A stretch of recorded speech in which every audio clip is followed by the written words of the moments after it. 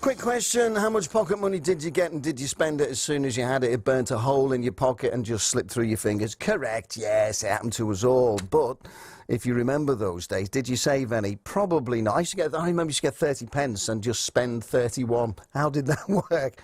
Well, it did. If, though, I'd have been clever and invested in the future, I probably now wouldn't be getting up at 4 o'clock in the morning. But there you are, that's the way it pans out. But when you were young, obviously, you don't think like that. And that's where the charity My Bank comes in.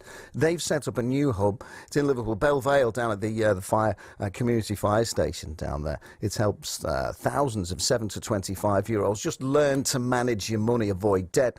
And if you can avoid debt or use debt to your advantage, you can take control of your life. You're in control of your own life. As I say, I was in Belvale yesterday at the Community Fire Hub. And do you know what? I joined in one of the classes. Yeah, and that's it. You know, and a lot of people get that. A lot of people like that. Do you know what I mean? A lot of people. My bank account's crying at me because I've spent all my money on clothes and other things. I've learned I need to budget money more. Okay, what have you learned today, Lewis? Universal credit and like all the different housing benefits and benefits you get while you're like learning about everything. Yeah, and what do you like with your money, with budgeting and that kind of thing? I'm pretty good, I'd say, personally. I've just got used to saving my money because I always, like, things when I was young, I used to save up and just pay it myself, and it's just, I think just me learning about that just kind of helped me a lot along the way. Yeah. This does help me a lot, though, as well. Okay, Kaylee, what do you like with your money? Do you squirrel it away, or is it gone as soon as you get it? It's a bit of both, really, yeah.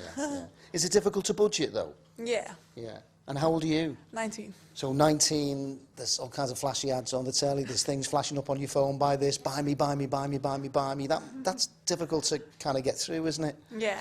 How do you manage it? I don't really, I just, as long as I've got my makeup, I'll be alright. I am clothes, like. Yeah.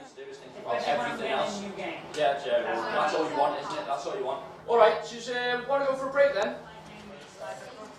They seem to realise that there is a balance that they need to sort of make in terms of trying to save money and spend the money. And I don't think they'll do it straight away, but I think to get across the realisation and to get across the idea that this is what you need to do, you need to be more mindful with your money, you need to be more aware of what you're spending your money on, is something that they'll take away, and then it'll slowly grow as they get older, I think. Certainly when I was younger, I got mixed up in the store cards thing and I didn't realise it, and I went in and they went, well, you can have this now if you want, go and spend 200 quid now and you can just pay it off whenever you like. And you miss a payment, then before you know it, there's a load of interest stacked up and you end up in trouble, and then you bury your head in the sand. I learned from it, but it was difficult at the time. Yeah, well, that's it. I think people, you know, who are older, and myself, like I'm 32, and I did all those things, and you learn from your mistakes. You know, you're not aware of what interest rates are, what APR is, what AER is. It's a minefield, and you just get told, yeah, you can have that, you can have that, you can have that, and people just be like, yeah, Gizik. Got that basic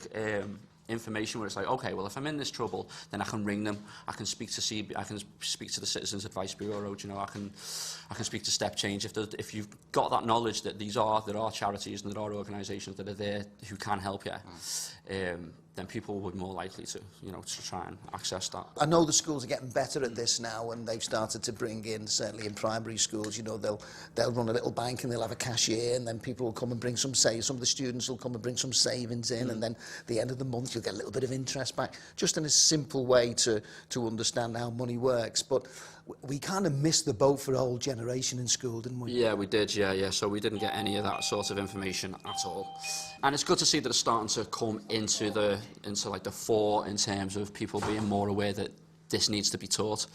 And that's why we were set up, because obviously there was nobody getting taught this in school. I think it's been about 5 or 6 years now that it's been on the curriculum. It's difficult because if for adults who aren't really too aware and too sure of you know, to teach financial education, then that's where we come in. Have you seen a difference with the students? You know, we were talking to a couple of your students before, you know, 19, and of course, got to have the shoes, got to have the trainees, got to have the coat, got to have this, got to have that.